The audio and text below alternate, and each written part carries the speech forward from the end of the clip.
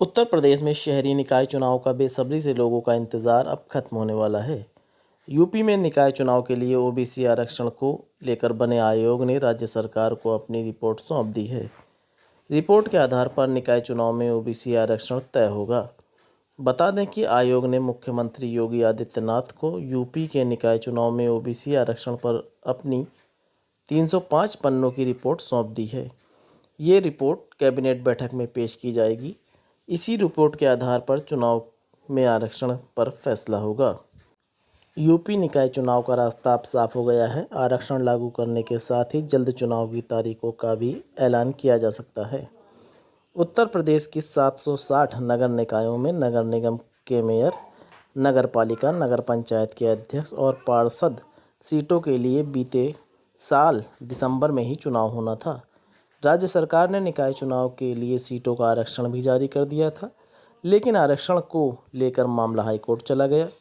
High court में बगैर OBC आरक्षण के तत्काल चुनाव कराने का आदेश दिया। यूपी सरकार इसके खिलाफ सुप्रीम कोर्ट पहुंच गया। सुप्रीम कोर्ट के आदेश पर यूपी सरकार रिटायर्ड जज राम अवतार सिंह की अध्यक्षता में 5 सदस्यीय ओबीसी आयोग का गठन किया था, जिसने अपनी सर्वे रिपोर्ट अब सरकार को सौंप दी है।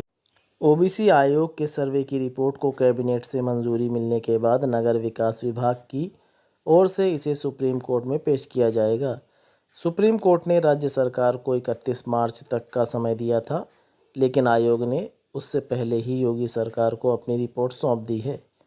यूपी सरकार आयोग की सर्वे रिपोर्ट के आधार पर आरक्षण और निकाय चुनाव कराने के लिए सुप्रीम कोर्ट से अनुमति मांगेगी।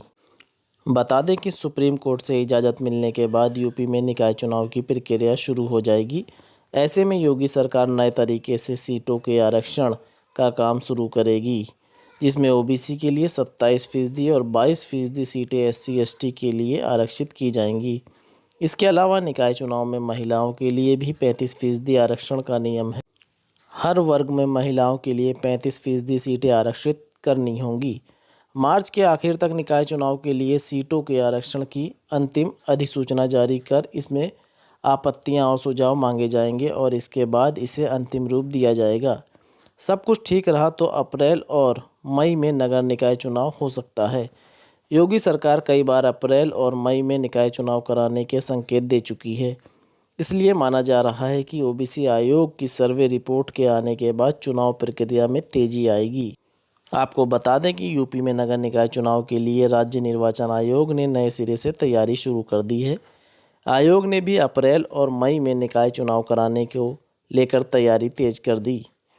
यूपी राज्य निर्वाचन आयोग ने निकाय चुनाव के लिए मतदाता सूची के पुनरीक्षण का विस्तृत कार्यक्रम तय कर दिया है।